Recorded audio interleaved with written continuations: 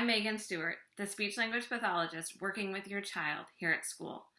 First and foremost, thank you for allowing us the opportunity to work with and learn from your child. It is an honor and privilege that we do not take lightly. While our students are busy throughout their day working on many different goals, communication is one goal that is included in all activities. One way we do that is through modeling language and communication in a variety of forms, including words, short phrases, visual supports, signs, gestures, such as reaching and pointing, and symbols, such as those on a core vocabulary communication board. Everyone that interacts with students, teachers, classroom staff, administration, therapists, we all model language for students using one or more of these forms of communication. And the communication boards are available for students in all areas of their day, so we can communicate wherever we go. Everyone received a copy of this communication board in the back of your student's home school communication folder. This is an exact copy of the communication board we use within all classrooms. We use this communication board to introduce and model language to students, communicating with them and providing a way for them to communicate with us. And we want you to use this communication board at home as well. Don't worry, it's super easy.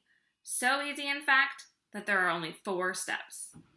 Step 1, talk to your student the way you already do. Keep using full sentences. We want them to hear how language is used. Step 2, find one symbol on the communication board that relates to what you are saying. Step 3, point to that symbol on the communication board when you say the word.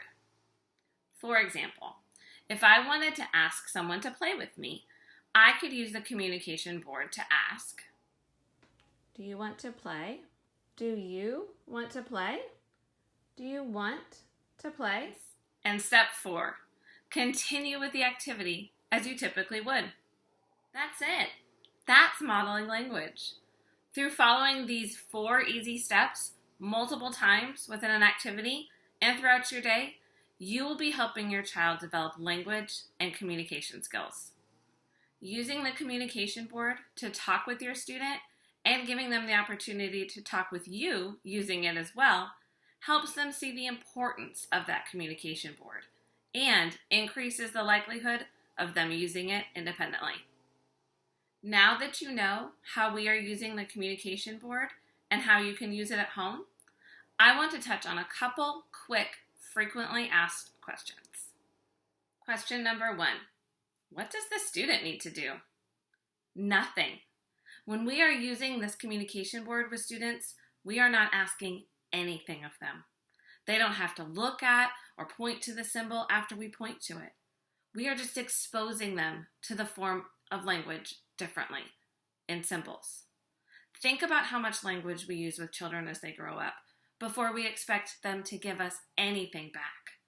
We have to give students time to be exposed to this new way of communicating before we can expect anything back from them. Question number 2, what symbol or symbols should I model? Any of them. There is no right or wrong word or symbol to model on the communication board. Really. In fact, you can say the same phrase multiple times and point to or model different words every time. Remember my earlier model, asking someone to play? The most important thing is that you are modeling. Question number 3. What if my child says the word verbally instead of pointing to the symbol? That's amazing! Honor that verbal communication and keep going with the activity. There is no need for them to verbally say the word and point to the symbol. Question number 4. Will using this communication board interfere with my student learning to talk? Nope. All research points to exactly the opposite. Using visual forms of communication paired with verbal modeling of the words from the adults helps the students become more verbal. Students, like adults, will use what is easiest for them for communication. So, while they might start out using the communication board, if verbal words become an easier way for them to communicate, they will use their words instead. Question number 5. How do I get more communication boards? Ask. You can ask your child's classroom teacher or reach out to me, and we will be able to get you as many additional copies as you need.